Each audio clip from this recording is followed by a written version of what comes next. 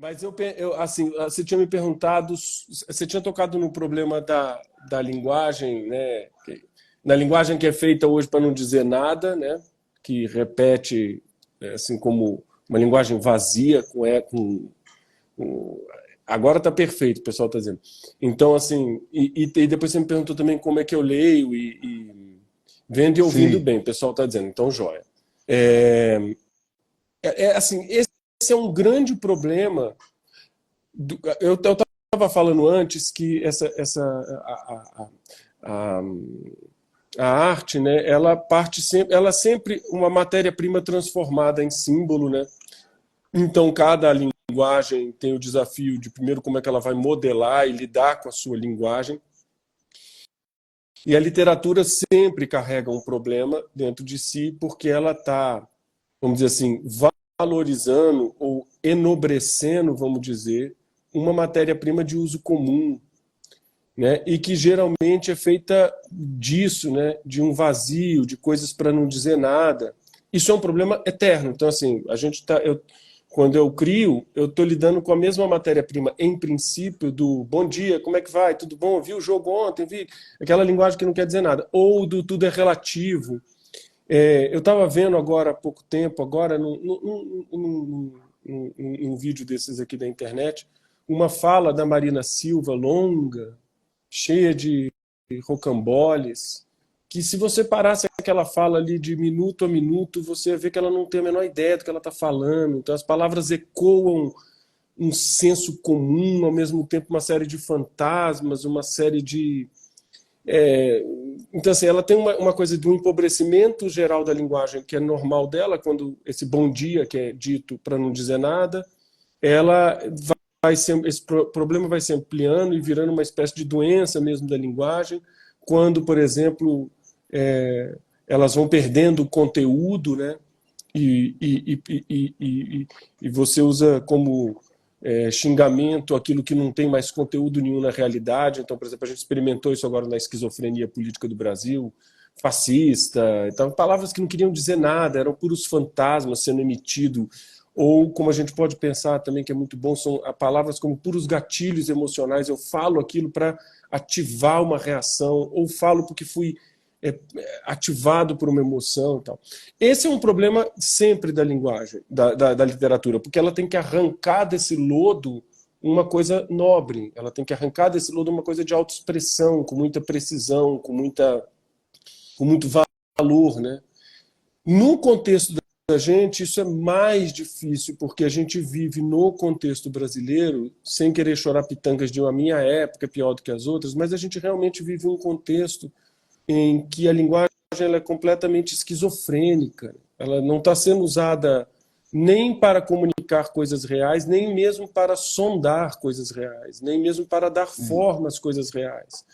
Então, esse é um desafio dobrado de escrever hoje no Brasil, porque a própria intelectualidade, e cada vez que eu assisto jornalistas, muitas vezes professores universitários, artistas falando, você vê que é uma verborragia sem materialidade, sem conexão com realidade alguma. Eu assisto volta e meia um canal de TV chamado Arte 1, e no intervalo da programação, que tem algumas coisas boas, tem um quadro que são os artistas respondendo o que é arte ou o que é o novo. E são respostas assim de 30 segundos, e você vê um contorcionismo que não diz nada. Se você espremer ali e falar, vamos fazer uma análise do discurso aqui, nada daquilo ali, tudo é uma prateleira de problemas emprestados que ele está pegando e colocando no discurso dele, fazendo um Frankenstein ali de noções gerais, de emoções. Então, é uma palavra muito... Quando ela se desgasta na própria elite, na própria intelectualidade, fazer arte com isso é mais difícil, né? Então, esse é um Uhum. desafio concreto. E, e como leitor, eu, eu tenho várias modalidades de leitura, né? Então, a depender do livro que eu estou lendo, ou do texto que eu estou lendo, ela pode ser uma atividade mais, vamos dizer, utilitária, mais prática, mais rápida. Mas quando você está tratando de um texto que pede atenção sobre si mesmo, o jogo muda, o ritmo muda, e muitas vezes eu não leio só em silêncio, eu leio em voz alta, eu preciso ouvir o próprio texto. Como eu sou um pouco, talvez, obcecado com isso, às vezes, inclusive, eu gravo a minha leitura para ouvir de novo.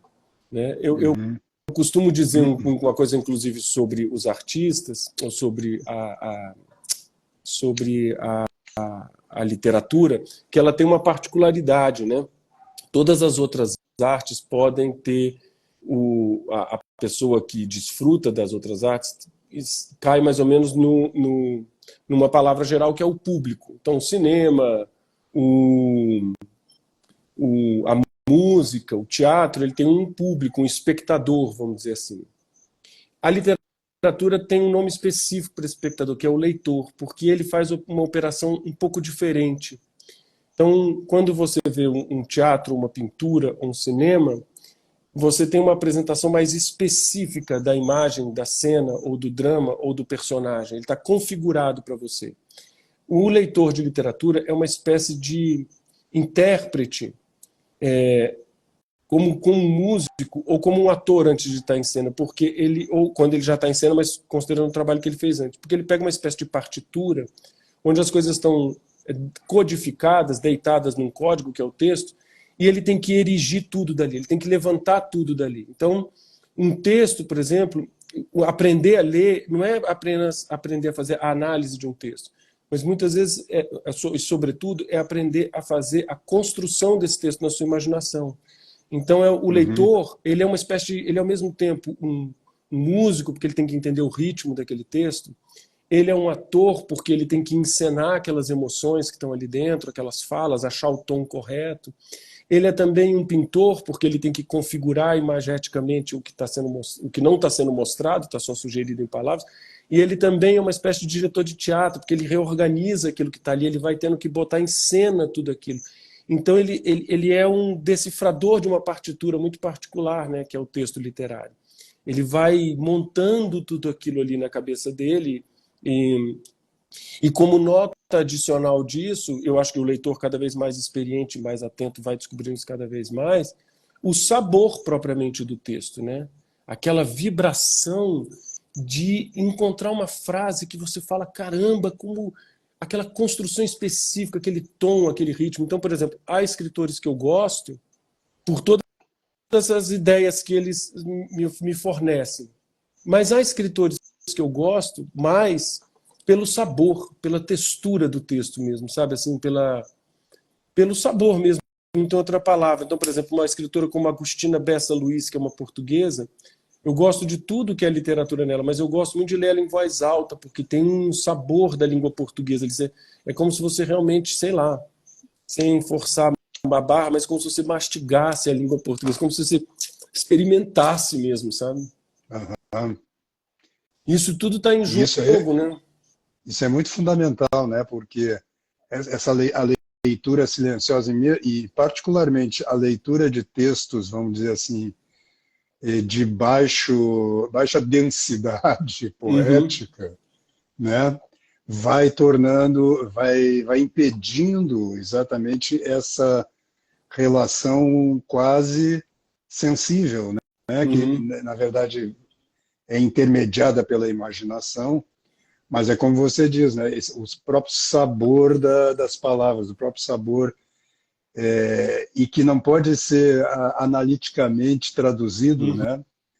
Isso é uma coisa que as pessoas entendem pouco hoje. Eu acho que sempre foi assim, né? Tem até uma famosa história do Beethoven, que dizem que ele tocou uma sonata numa festa lá e veio uma madame e perguntou assim: que linda, o que é que o senhor quis dizer com isto? E ele virou para ela e disse: minha senhora, quis dizer exatamente isso. Porque é justamente isso, né?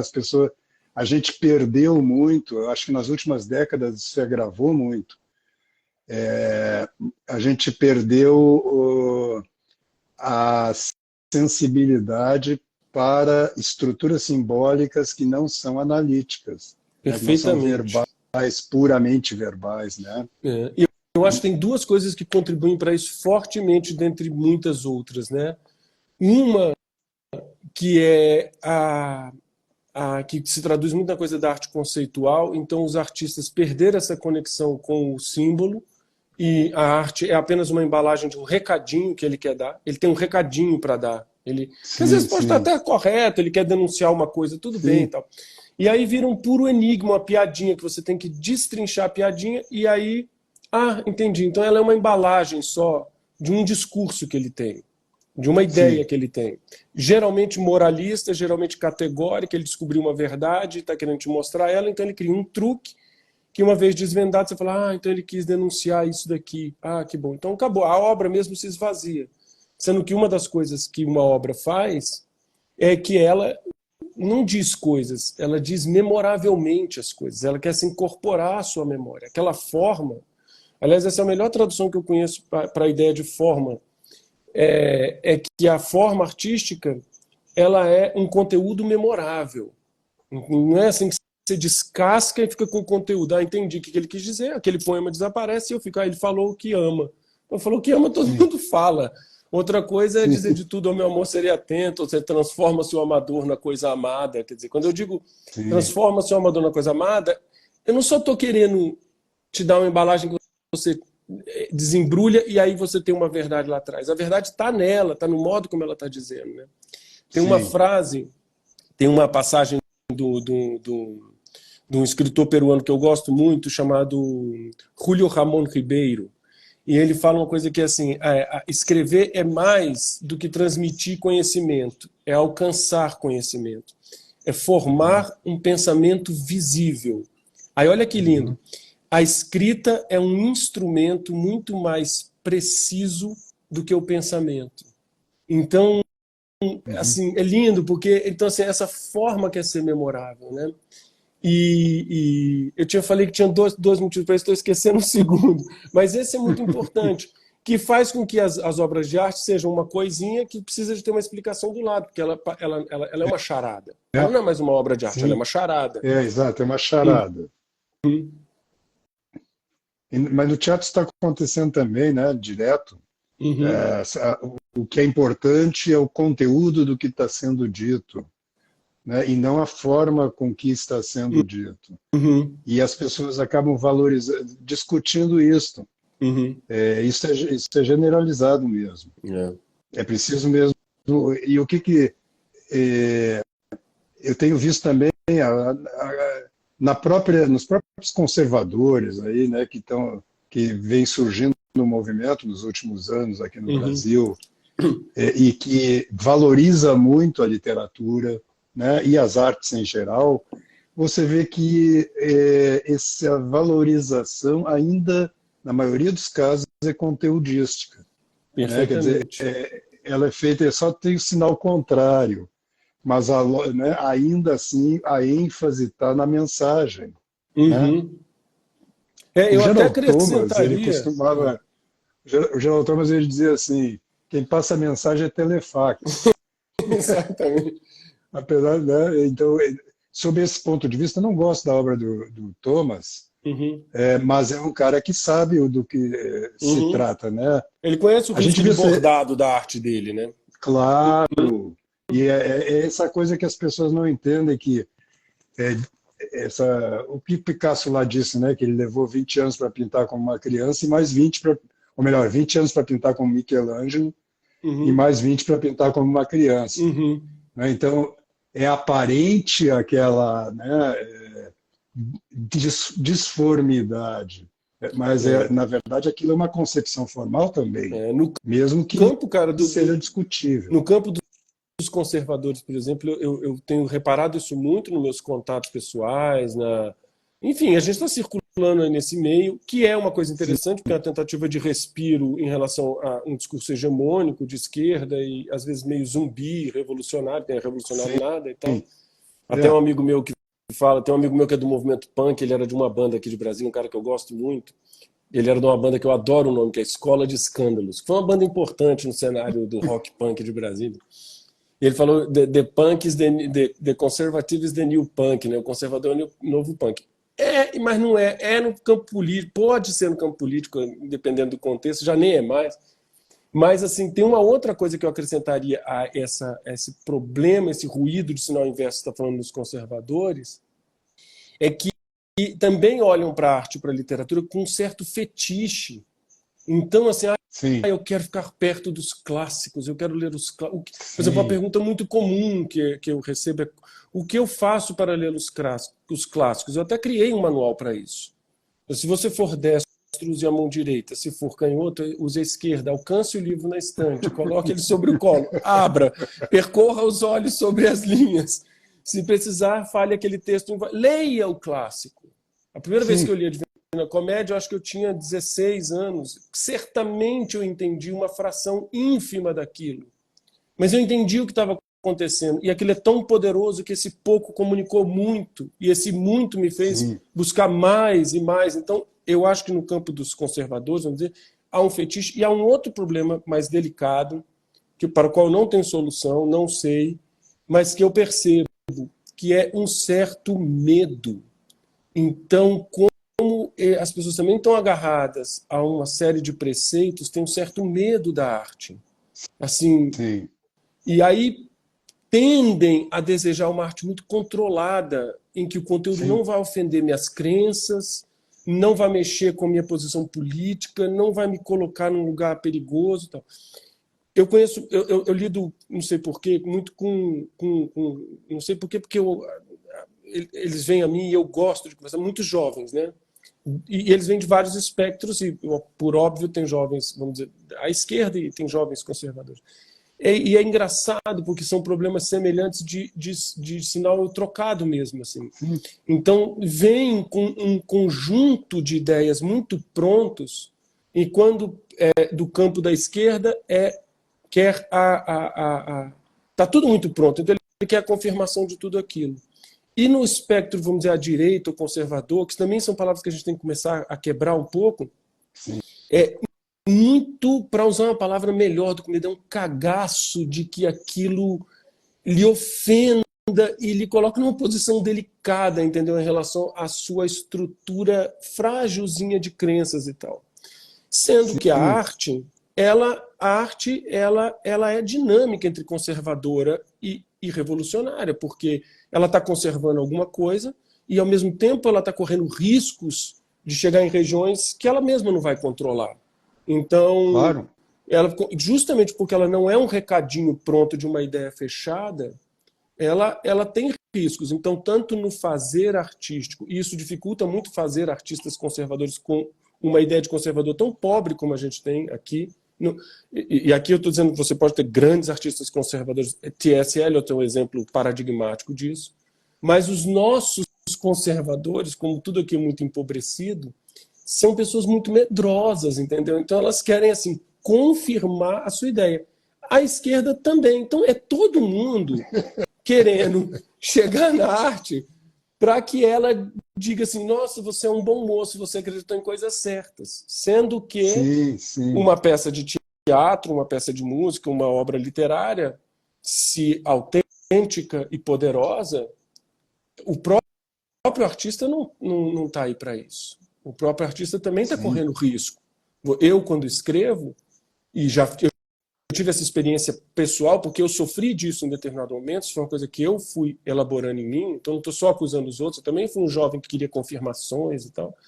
Eu fui descobrindo que eu precisava correr riscos. Então, por exemplo, com a experiência do meu próprio livro, A Coisa Fora do Texto, algumas pessoas que gostaram do livro já me apresentaram em algumas conversas e já tive essa como uma literatura de direito. Eu falei, não repita isso. Não é verdade. Ela não é isso. Ela não é de direita, ela não é conservadora, ela é uma literatura feita por uma pessoa que tem algumas ideias políticas, mas que não é isso que está ali. O que está ali, sim, eu me ofereço a riscos. Eu quero chegar às zonas de compreender riscos do sofrimento ou da alegria humana que qualquer esquema não vai te entregar. Não vai te sim, entregar. E aí, me permita só alongar numa coisa que eu lembrei de um outro negócio. Isso também no campo das pessoas com quem a gente conversa é importante. Eu até fiz uma palestra no Borborema sobre isso uma vez, mostrando por que não era possível ter uma arte comunista e é plenamente possível ter uma arte cristã? Por um simples motivo, porque o comunista está com esse esquema pronto e a única questão dele é ocupar um lugar de poder. Uhum. E um cristão, além de tudo, no coração dele está uma atenção grande para o sofrimento e o deserto humano. Ele está aberto a isso. Então, essa arte é possível, porque ela não é ideológica, ela não é esquemática. E por isso você tem grandes artistas mesmo cristãos que não vão ali para confirmar a doutrina. Não é para... Eu já vi essa discussão, por exemplo, com Dante. Eu já vi gente muito ortodoxa dizendo assim, Dante pode te poluir. Eu falei, pô, mas aí você está com um problema muito sério. Então sua fé está muito fraquinha, entendeu? Está muito fraquinha, né? Essas são questões... Diga, desculpa. Não, eu ia lembrar do Leon Blois. O Leon Blois tem alguns textos em que ele fala, tem um texto específico em que o Leon Blois era um incendiário, né? Uhum. E ele xinga mesmo os católicos e particularmente a hierarquia de ter, ele acusa, melhor dizendo, de ter feito algo que o Bernanos também acusa em relação aos militares ali no Diário, eu acho que não me lembro se é no Diário ou se é Sob o Sol de Satã, acho que é no Diário, que é de querer domá-los, então de ter aceitado ali no século XVII, XVIII, muitos artistas medíocres e ter fechado as portas para grandes artistas que tinham problemas de ordem moral ou mesmo doutrinal, mas que tinham, de coração, queriam se aproximar da igreja. Né? E que teriam, diz o Blois, trazido uma multidão atrás deles. Né? E acho que isso piorou formidavelmente. Piorou, porque está todo mundo com medo. Né? Tá todo mundo com medo. E o a medo gente tem que ser péssimo, né? É um péssimo conselheiro. E a gente tem que separar as coisas. Né? Uma coisa é... Eu não sei resolver esse problema para todas as outras coisas. O que eu sei é que a arte, nesse campo, é um campo muito mais móvel do indivíduo. Então, e para produzir as belezas que ela produz, que vão vir sempre carregadas de compaixão, a beleza eu acho que está sempre carregada de compaixão, ela tem riscos. Então, assim, e esse risco tem que ser corrido com verdade. Quando eu falo verdade, também a verdade da elaboração, também a verdade daquela linguagem. Então assim, não é que ela vai carregar uma verdade, a verdade da própria linguagem. Então, por exemplo, quando você está escrevendo, então tem uma frase aqui que pede para sair assim. Eu preciso correr o risco de dizer isso, eu preciso perder um pouquinho. Que é engraçado, porque você tem a ver com a tua proposta, a ideia do domínio das emoções. Né? Nesse terreno, por exemplo, da criação artística, eu domino muitas coisas, mas eu também tenho que aprender a perder um pouquinho do domínio para deixar essa linguagem falar no meu lugar. E aí o campo da doutrina tende a perder, né? E é isso, mas é isso. Porque eu acho que isso também é mais até específico da modernidade, do Ocidente moderno, né? Esse viés, né, de achar que só existe conhecimento traduzível, só é conhecimento aquilo que é traduzível numa linguagem analítica, né? Então, puramente verbal. Então, isto elimina da realidade uma parcela enorme, né? E mesmo a ideia se você pegar a obra do Nelson Rodrigues, por exemplo, que eu considero, assim, especialmente as Confissões do Nelson, maravilhoso. Né? É uma das melhores coisas da literatura brasileira. Eu acho muito melhor do que o teatro dele, inclusive. E a coragem, né? Ele mesmo diz, né, da dificuldade, da grande dificuldade e da grande dor que ele vivia para expressar, né, para ser sincero. Ele dizia que ser sincero dá um trabalho do cão, né? E porque as pessoas, no campo, por exemplo, dos desejos, já que né, a gente está falando de emoção, de paixão, nós temos desejos que passam, né, na nossa alma terríveis, obscuros mesmo. E se você eliminar isso tudo né, da alma humana, você vai estar retratando um boneco, um fantasma, né? Não um ser humano Cara, real. para pegar Né? uma comparação que a tua lembrança do Nelson agora me veio aqui com um exemplo exatamente o que você está dizendo. É como se você fosse confessar para agradar o padre.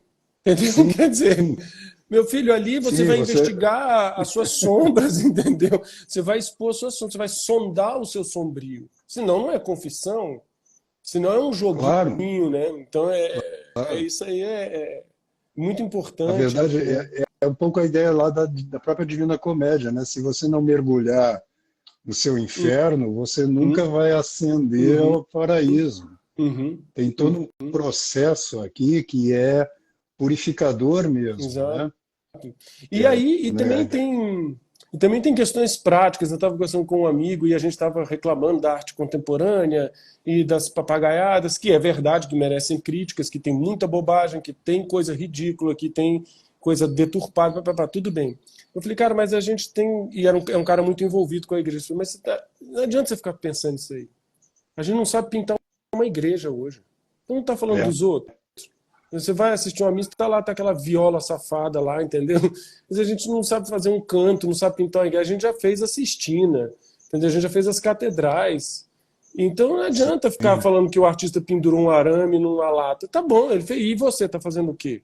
Você está sim, produzindo sim, uma coisa de alto nível, entendeu? Então senão fica uma choramingação e tem vale choramingar, vale criticar, vale apontar os problemas, mas a gente também tem. É só porque a gente falou dessa coisa do espectro, né, conservadora e tal, tem que refletir também. sim, E a nossa coragem de fazer coisa de alto nível. E a nossa sim. qualidade para fazer, né?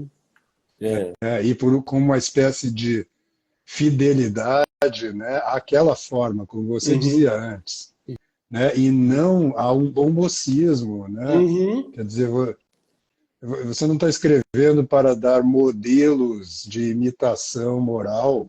Uhum. Você está É, você tá cavocando a alma humana, né? Você está fazendo um mergulho na nossa própria existência concreta, e isso eu acho que né? tem uma coisa muito legal, que eu acho que tem a ver com o seu projeto, que eu comecei a conhecer agora da oficina, e isso é muito bacana também. Vou dar um pitaco que eu acho que tem a ver com esse esforço de, no fundo, pode ter uma coisa assim, o que a arte pode me ensinar para a minha vida, né? O que eu posso aprender com o teatro, o que eu posso aprender com a técnica de um ator para a minha vida, o que eu posso aprender com a literatura para a minha vida.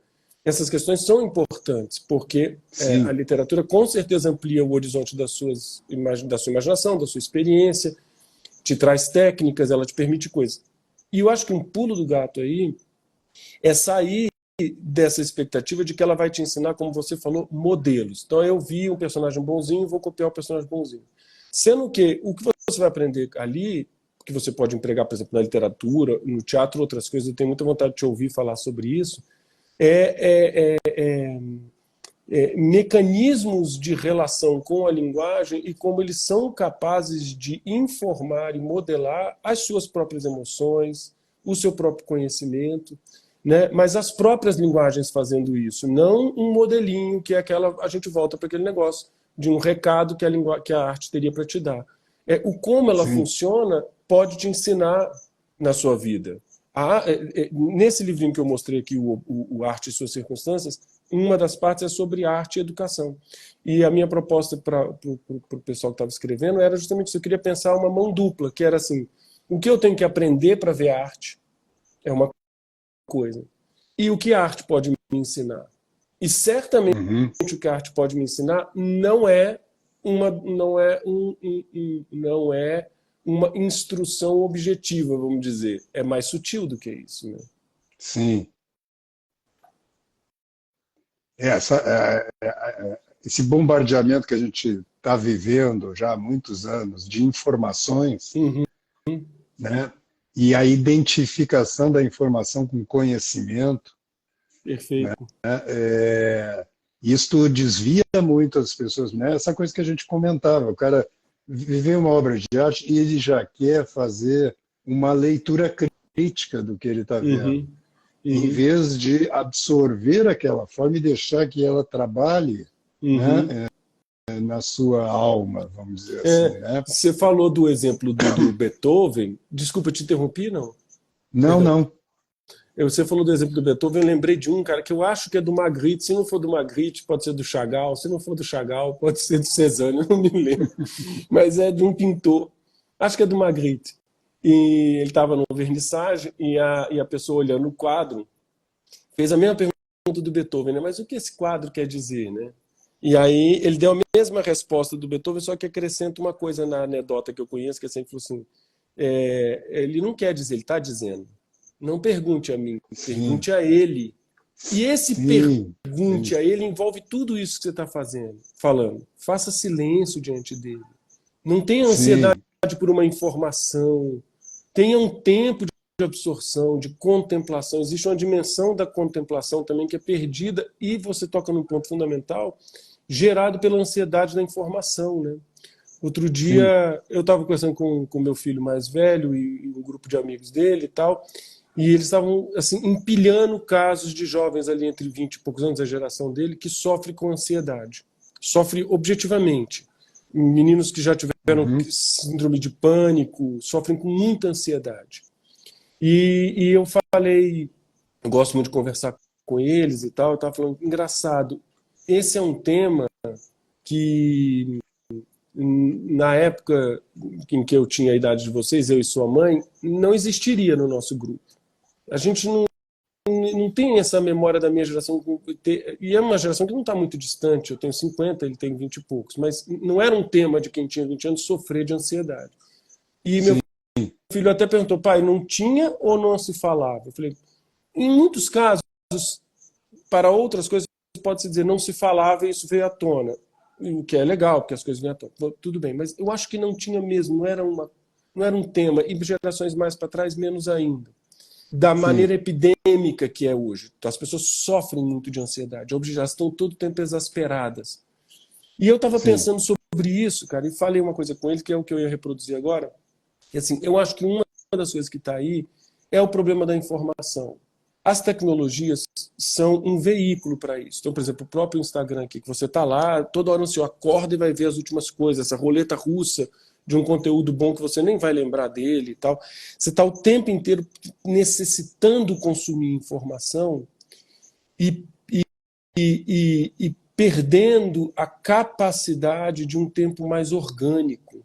Até me achei meio hippie quando falei isso, assim, mas assim, mas cara, eu falei, Não, cara, mas é por que vocês verdade. não, porque vocês não experimentam um tempo mais orgânico, sabe? Assim, deixa o celular na gaveta um pouco, vai mexendo uma coisa com as mãos, entendeu? Com a madeira, com a terra, Sim, se entrega para um tempo mais articulado com a ordem da natureza, assim, com a ordem da natureza barra metafísica, com a física e a metafísica da natureza, né?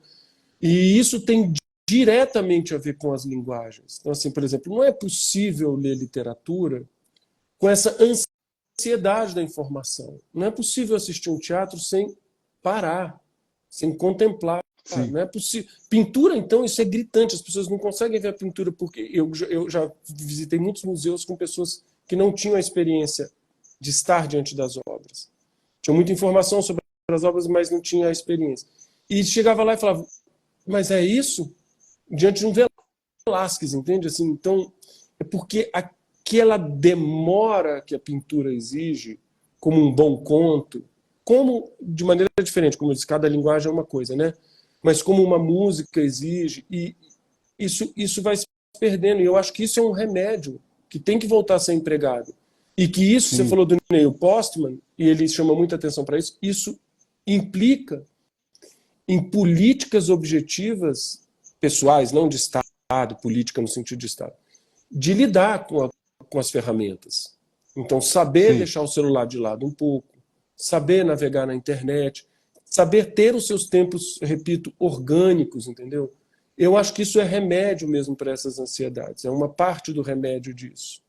ter esse tempo e entender que você falou também outra coisa muito importante, você tem insistido nisso, que é essa confusão entre o entendimento ou a inteligência e uma explicação, que tem a ver com esse traduzir isso numa informação. Sendo que a inteligência ela passa por caminhos muito mais sutis e muito mais complexos e muito mais amplos do que só a análise ou a depuração de uma informação específica, né? A inteligência é corporal e ela exige, ela pede contemplação. Então, por exemplo, na minha oficina de leitura, eu insisto muito isso com o pessoal, que a análise é um procedimento dentro da inteligência. Mas que e no processo criativo isso é muito importante. A grande inteligência do processo criativo não está na capacidade de analisar. Muito pelo contrário, está na capacidade de reunir, de ver relações. E para isso tem que ter um tempo.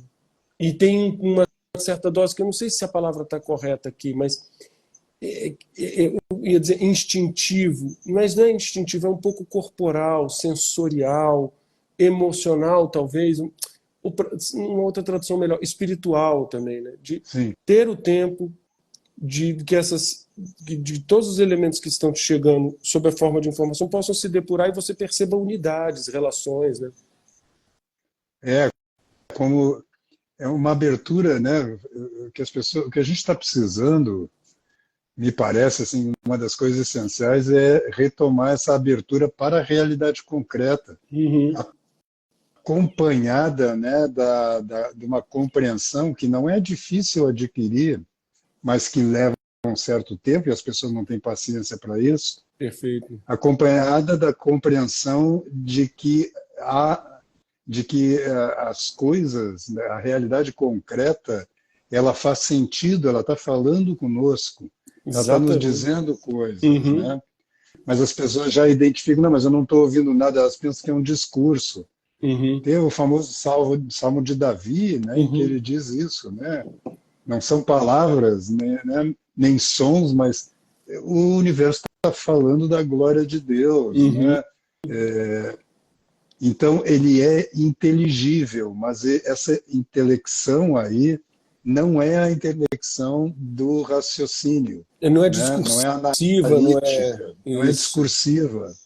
Ela é formal, ela é, talvez a gente possa dizer, intuitiva, né? Ela é perceptiva, né? A gente percebe através dos próprios sentidos, né? Que podem ser treinados, né, Malê? Claro, esse é um ponto fundamental. Treinados e educados, né? Que podem ser treinados e educados, né? Como eu tenho falado aí nesses últimos dias, por causa desse novo projeto, né, do trabalho do ator, de vez em quando alguém me pergunta se fazer teatro é bom para desinibir ou para alguma outra coisa, né? E a minha resposta padrão é assim, em teoria mas na prática dificilmente vai ser, porque não só as pessoas em geral, mas os cursos em geral enfatizam vamos dizer, as encenações, as situações, uma espécie de jogo espontâneo de determinada situação. E eu creio que o que é mais, vamos dizer, eficaz na formação do ser humano e que o trabalho com o teatro pode dar numa zona mais baixa, numa zona mais primária, que é ampliar sua percepção da realidade, sabe, desfazer as tensões físicas acumuladas ao longo dos anos e que criam bloqueios, não só corpóreos, mas psíquicos, né? Aprender a recuperar a organicidade do gesto, que depende de um trabalho muscular mesmo, né? Recuperar a respiração. As pessoas não respiram mais, a respiração das pessoas é muito superficial. E a respiração, veja, a terceira pessoa da Trindade é chamada de sopro, né? Ou seja, o espírito, a palavra espíritos é sopro, não é? E se você não respira bem, você não tem, por exemplo, essa tranquilidade que a gente estava falando, Uhum. né? Você não deixa que as coisas cheguem em você e se processem na sua alma, né? Veja, quando a gente fala para alguém, respira, 99% das pessoas inspiram. E aí, Uhum. em vez de expirar, ou seja, elas querem acumular coisas, mas elas não, como dizia o mestre Zen lá, não esvaziam a xícara, tá entendendo? Exatamente. Né? Então, esse é um aprendizado fundamental. Antes de você fazer uma cena qualquer, de Uhum. situação, é que as pessoas acham que fazer o que é educacional no teatro é a vivência de situações. O que está Uhum. errado, né? Eu acho teatro e educação é uma coisa muito diferente de educação de ator. Né? Na Uhum. educação de ator, você está pondo em risco a saúde psíquica do cara, como em Pô, qualquer arte. perfeitamente. E teatro, no teatro e educação é o contrário, tá entendendo? Né? Uhum. Você tem que alimentar e formar aquela alma, Uhum. né? Então isso é Você, uma coisa fundamental. não, você Diga. tocou num ponto. Eu fiquei lembrando da minha experiência em teatro. Quando eu comecei a entrar no universo das artes, meu primeiro caminho foi o desenho, que eu vivi num ateliê de pintura e tal. Meu pai é arquiteto, meu irmão pintor e tal. Então eu cresci ali. Mas a primeira arte que eu fui tentar um pouquinho mais assim, a sério, foi teatro. E eu vi, e meu irmão também é diretor de teatro. Eu tenho dois irmãos bem mais velhos, um Ah, é é? pintor, outro é. E eu fui para o teatro e eu vi muito isso lá, que era assim, gente doida endoidecendo, gente mais ainda, entendeu? E Sim, isso, e aquela loucura crescendo, então você tem que explorar seu corpo, que rapidamente virava uma promiscuidade, e sim, aquela loucura sim, toda. Até que eu me deparei com um cara, que é o Antunes Filho, que tinha um discurso já diferente, que tinha sim, uma coisa ainda falando para atores, né? Porque essa diferença que você fez é muito importante, né? Uma educação para o ator e uma educação pelo teatro para a pessoa, que é uma outra coisa. E ele falava uma coisa para os atores que eu acho que se conecta com isso que você está falando aí para as pessoas. Era uma questão mesmo de consciência corporal. Então, e ele ia muito naquela coisa do teatro oriental. Onde está a sua mão agora? Que espaço você está ocupando no espaço? A consciência do sim, seu corpo no movimento, a consciência da sua respiração, das pausas, de cada inflexão. Mas ela era uma consciência mesmo corporal. E o discurso dele, diferente da maioria dos que eu tinha lidado até então, tinha uma inteligência, uma vontade de inteligência sobre aquele trabalho, e não só uma vontade, vamos dizer, sei lá, enfurecida de se botar em risco ali, que é o que você falou. E eu vi sim, isso. Gente que queria ser ator e sim, foi ficando louco, só ficou louco, né? sim, sim. É muito perigoso. O Jacques Copeau dizia isso, né? Uhum. Que o ator ele põe em risco a sua própria alma. Uhum. E o Copeau era católico, então ele estava falando de uma coisa muito grave mesmo Uhum. aí. E é verdade. Mas ele põe em risco a sua alma se ele não estiver, se ele não tiver uma vida espiritual. Aí Uhum. qualquer um, não é só o ator, o escritor Uhum. também, Perfeito. né? Enfim, como dizia o Guimarães Rosa, viver é muito perigoso. Uhum. Então a gente se você vai de cabeça, né? Se você se entrega mesmo, confiando, isso é que é fundamental.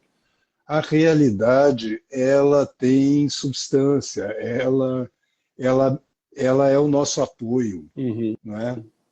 A gente tem que confiar na estrutura do universo, a gente tem que confiar na realidade concreta. Uhum. E hoje em dia, como a gente falou bem no início da conversa, as pessoas têm muito medo. Uhum. Têm medo da realidade, têm medo de descobrir lá os seus fantasmas, os seus demônios. Eu digo, meu Uhum. filho, se você não fizer isto, Uhum. você vai ficar sempre na superfície. Porque, Uhum. como o próprio Cristo diz assim, ó, ninguém é bom senão Deus. Uhum. Né?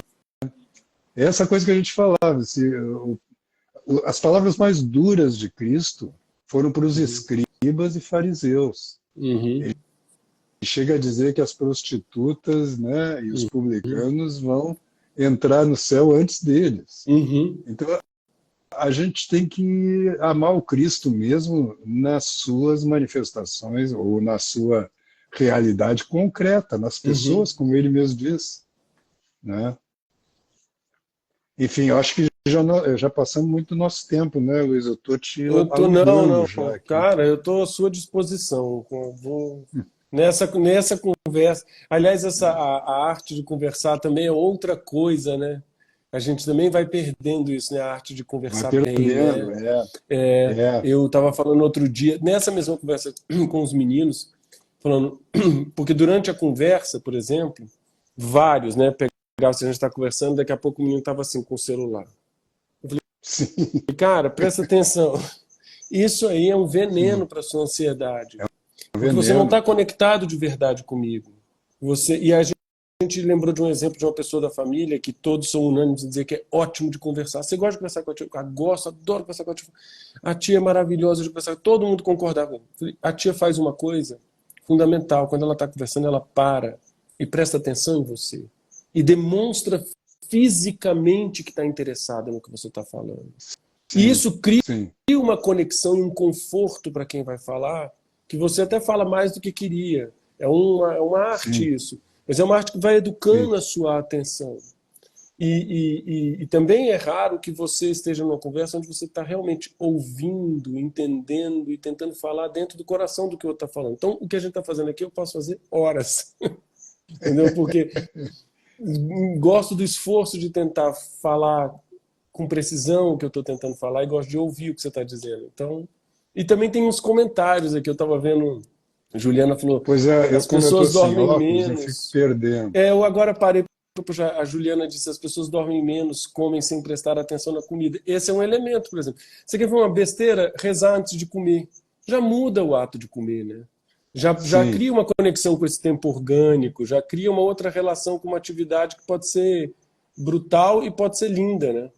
Aí depois, aí depois tem comentários mais para trás lá, aí não sei, perdi é, aqui. essa coisa é de cultivar mesmo o silêncio, né? Uhum. Veja, tem uma frase da Clarice Lispector que diz assim: já que se há de escrever, que ao menos não se esmaguem com palavras as entrelinhas, né? Maravilhoso isso aí. Eu acho que não é esmague, é outra Mas expressão, mas a ideia é Smag é essa. muito bom. Smag é muito bom. Quando você falou, eu lembrei de uma frase que a gente está falando da questão do tempo, desse aprendizado de respirar, de estar presente, de conectar. Uma frase que eu acho que é do Maria disse que lá para nós nos elogiarmos. Ó. Que live maravilhosa, necessária essa conversa. O necessário, eu gosto muito, uma conversa necessária. Boas conversas são realmente Sim, necessárias. Eu brinquei com a gente se elogiar, mas de fato, conversas necessárias são uma coisa que engrandece. Eu estava pensando, bem, lembrei de uma frase que dos aforismos do Kafka, ele falou assim: todos os pecados advêm da falta de paciência. E assim, é lógico que ele está exagerando, ele é uma coisa mais a falta de paciência mesmo. sim. E pô, eu lembrei de um outro negócio, cara, tão bonito sobre isso. E eu vou lembrando aos cacos aqui, vou esquecendo. Eu conheci agora. Ah, eu falei que eu estou tranquilo de tempo, mas eu não sei você, porque eu falo que só, como diz no Nordeste, que feita a mulher da cobra. Então, quando você for interromper, pode interromper a Ah, não, forceps, vamos dar viu? mais. Já são 9 horas, né? Deu 1 hora e meia. Vamos Uhum, dar mais uns 10 minutos ainda. tá. Para mim é um prazer. Eu também sou capaz de ficar conversando horas, Uhum, quando são assuntos como esse que a gente está tratando, uhum, porque eu sou fleumático, né? Então no meu dia a dia eu não falo nada. Eu uhum, estou sempre muito silencioso. uhum, Mas quando se trata de conhecimento, quando se trata de meditação sobre a realidade, uhum, enfim, eu sou basicamente oral, né? uhum. Eu não sou escritor, né? Eu até escrevo de vez em quando, mas me dá um trabalho do cão, porque eu não tenho o Uhum. hábito da escrita. Mas diga, você ia falar e eu te cortei. Eu tenho uma febre de escrita, assim, eu quando fico muito tempo sem escrever, É, eu vou né? murchando, eu vou murchando, assim. Mas a Juliana perguntou, me indica um livro de poesia. Indicar livro é um negócio estranho, porque, assim, como você diz, assim, me indica um livro. É como se você Sim, falasse para o médico, me indica um remédio, mas eu não sei o que está doendo, né? Não sei, pode... Não sim. sei. Mas para não deixar no vazio, vou indicar um livro de poesia para ela. E leia qualquer coisa da Cecília Meirelles. Pronto, é uma indicação vaga, mas é boa, não tem erro. Eu conheci E agora... tem o panorama da poesia brasileira, do Manuel Bandeira, né? Ah, Que eu sempre sim, talvez... indico como uma introdução, Pronto. porque ele mostra, né? Pega um painel ali e tem uma série de poemas ali de muitos autores, grandes poetas, Sim, né? A poesia é de fato a arte onde nós encontramos maior quantidade de grandes sim, artistas no Brasil. Não sim, tem nenhuma que verdade. se compare, É verdade. né? Há muitos, e muito variados, né? Realmente é um campo, você lembrou bem. E da Sicília eu indicaria, Juliana, ou esse que o Malê está falando, que é muito bom porque ele dá um panorama, ou da Sicília a antologia poética dela. Não, porque senão você cai direto, por exemplo, em 12 Noturnos de Holanda, já pode ser mais estranho. Mas, cara, eu conheci agora, na Bahia, o Elomar. Sabe quem é? Eu sou fascinado pela obra, conheço muito bem a obra dele Hum. e admiro profundamente o Elomar. Pô, eu tive uma Eu alegria coloquei enorme aqui de porque meu conhecê-lo. celular estava Tá. terminando a bateria, Uhum. é por isso que caiu aqui. É um Eu bom tive motivo que para colocar acabar a no. live, né?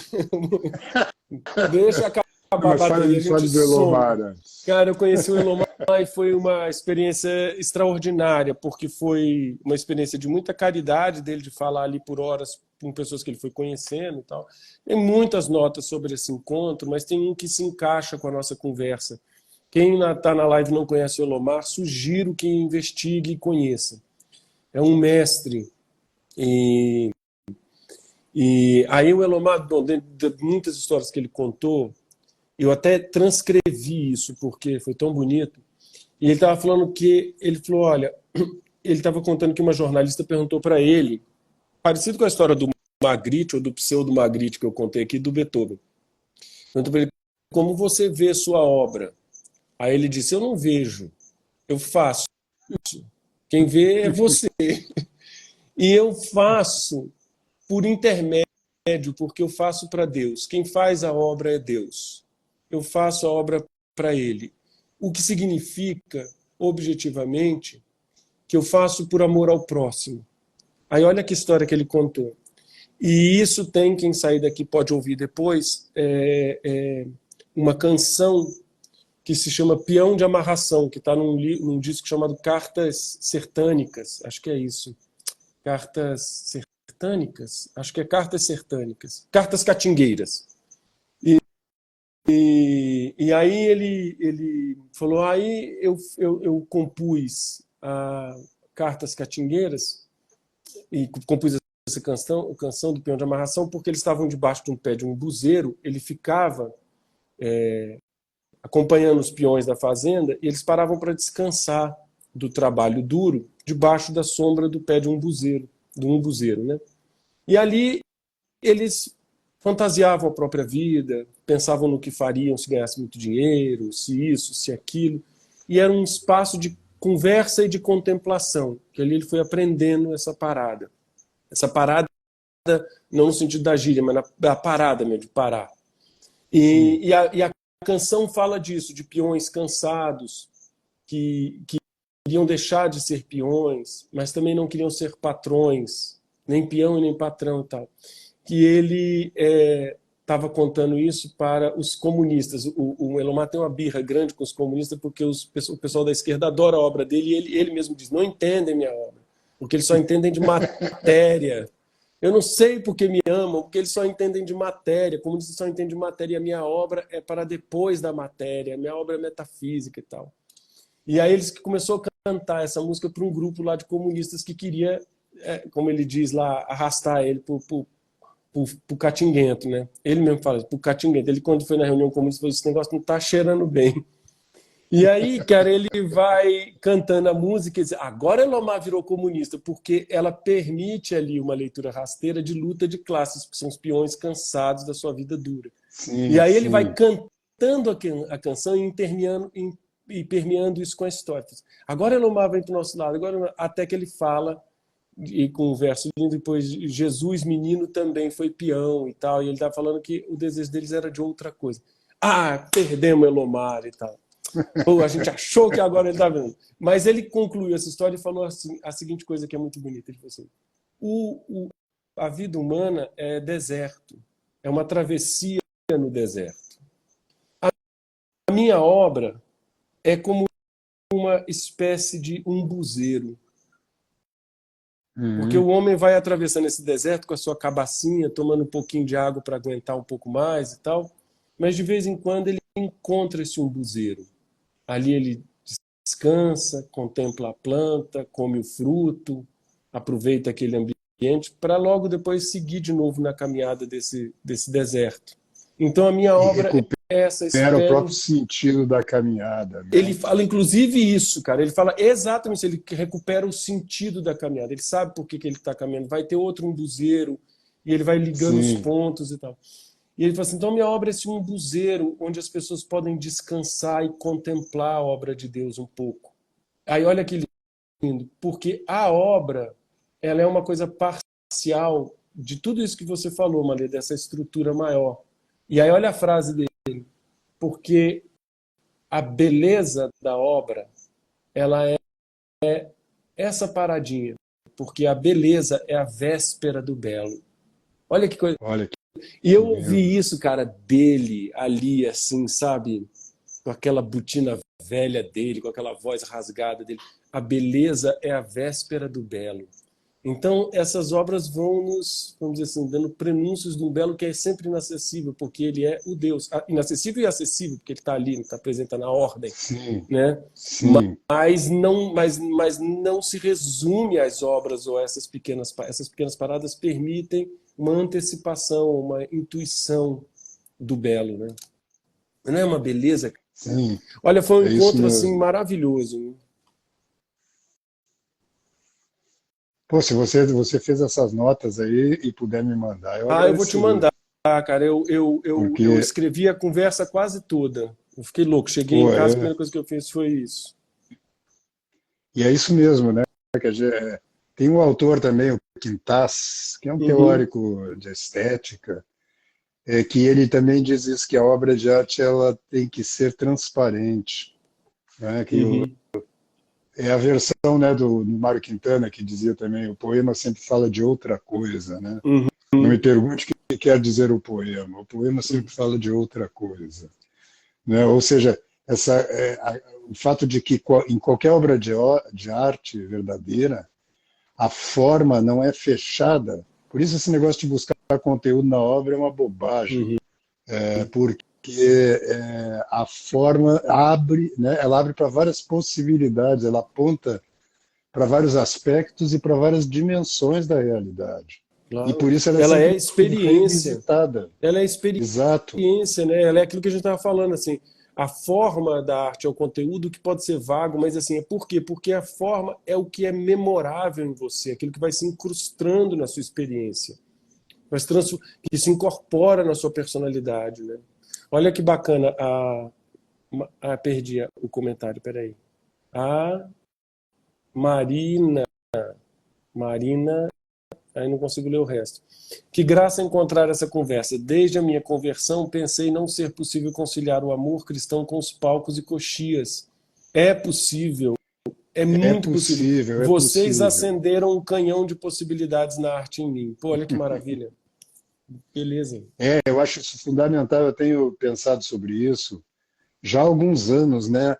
Da Uhum. importância de nós, artistas cristãos, é, f- entrarmos em contato uns com os outros, não criar movimento, porque aí já Não, começa a uhum, virar uhum, rebanho, né? Mas cada um encontrar o seu movimento, uhum, né? No sentido de criar mesmo obras de arte para povoar uhum, o imaginário das pessoas. Não adianta ficar falando da formação do imaginário se não uhum, houver formas artísticas concretas, uhum. né? que há décadas estão em falta por causa de vários fatores aí que a gente até poderia analisar, mas não dá tempo. Isso. Né? Mas, enfim, você falava da esquerda, a própria esquerda, na década de 60, 70, produziu grandes obras de arte, quer dizer, os esquerdistas, comunistas Uhum. mesmo, Uhum. e depois eles foram perdendo a mão. E Uhum. aí, então nós estamos vivendo esse deserto, existe um outro deserto, que é o deserto das almas hoje, né? Que estão vazias mesmo. Uhum. E os artistas, eles têm a responsabilidade moral, né, de Uhum. formar-se antes de tudo, porque os caras começam a... Eles viram artistas, eles acham que com 20 anos você já está formado. Uhum. Isso é uma grande... Isso é coisa de menino de 20 anos, Claro. né? Então, dedicar o tempo à formação mesmo e aos poucos produzindo até, Uhum. né, as obras mais maduras, mais que tenham uma qualidade formal mesmo, poderem ser colocadas aí à disposição das pessoas, porque como o Leomar diz, você diz, eu digo também, até eu digo, Uhum. nós artistas nós estamos a serviço das pessoas mesmo, né? Exato. Nós estamos essa coisa do lado do Pound, né? Da antena, do Pound, da antena da raça, Uhum. acho que é, né? É. Uhum. Né? Nós estamos aqui para traduzir aquilo que é, não está sendo dito e, portanto, quando Uhum. você não consegue expressar uma realidade, ela fica no nível subconsciente, fica lá incomodando e atrapalhando, É. né? Nessa coisa que eu estava te falando de conversa com jovens, eu já conversei muito com jovens artistas, gosto, é um trabalho que eu tenho vontade de fazer mais, inclusive. É E fundamental. uma vez eu estava conversando com um artista bem jovenzinha e tal, e ela falando muito rebelde e tal, falando, mas a minha função é jogar a verdade na cara da sociedade. Eu falei, olha, essa frase bem colocada, ela é boa, pode ser verdade, que a arte tem essa capacidade de pum, te dar uma porrada e te desconcertar, né? Eu costumo traduzir a ideia de comoção, inclusive com isso, é um troço que te atravessa, te desconcerta, você tem que se reorganizar. Uhum. Eu falei, ótimo, mas eu acho que você está confundindo o que você está falando, que você tem 20 anos e você está falando de alguma visão da verdade que você acha que você teve e você está um pouco apressada nisso daí, você está querendo mandar um recadinho. Sendo que, para você Sim, fazer esse movimento de jogar a verdade na cara das pessoas, primeiro você tem que ser impactado por ela. Você tem que sofrer a realidade antes de querer fazer isso. E o que você está querendo fazer não é isso. Você está querendo dogmatizar alguém. Você está querendo gritar uma verdade, geralmente política, a qual você chegou às pressas e que é do seu grupo de força e que não tem rebeldia nenhuma, nenhuma, nenhuma. Você está sim. gritando uma rebeldia que só te deixa confortável. Então, tem que ter uma humildade muito grande o artista para compreender os riscos que ele mesmo corre, para que ele queira botar os outros em risco também. Então, assim, tem Sim, que ser menos na formação do artista. Acho que é urgente que você reduza essa arrogância. É complexo porque você tem que ter coragem de investigar zonas complexas, mas com a humildade de saber que você não é um, um, um, um, um didata daquilo, né? Você não é como é que tem uma expressão melhor para isso? Você não é a arte não é um manifesto só. Ela também pode ser, mas não é só isso. E você querer chegar a isso antes de tudo, você está reduzindo muito o trabalho. Né? não há dúvida.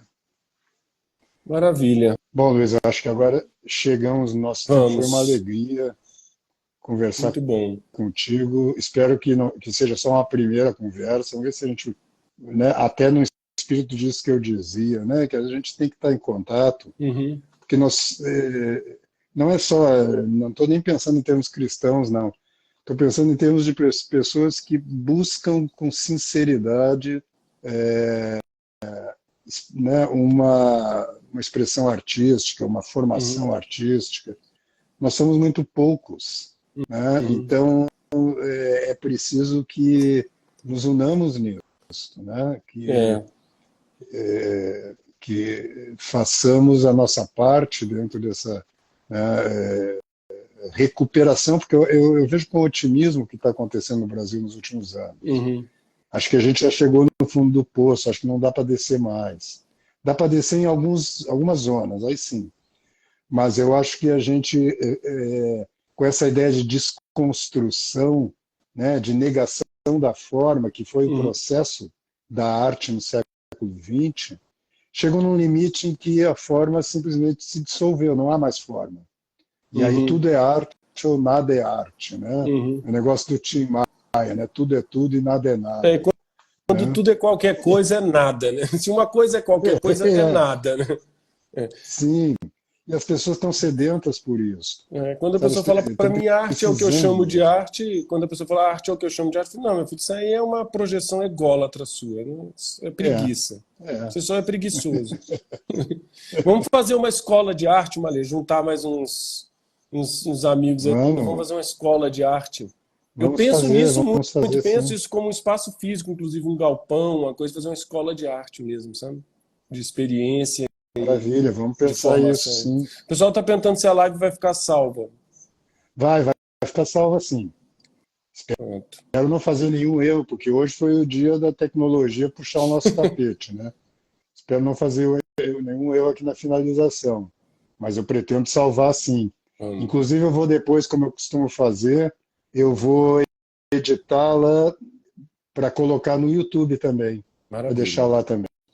Maravilha. Então, cara, eu te agradeço muito. É uma honra conversar contigo. Eu te agradeço também de coração. De verdade, viu? Que Deus te abençoe, amém, te ilumine e que, né, esse seja o início de uma nova relação aqui, né, entre nós também. Maravilha. Cara, muito obrigado. Viu? Fica com Deus. Muito obrigado, Luiz. Que Deus te abençoe e até a próxima. Você também.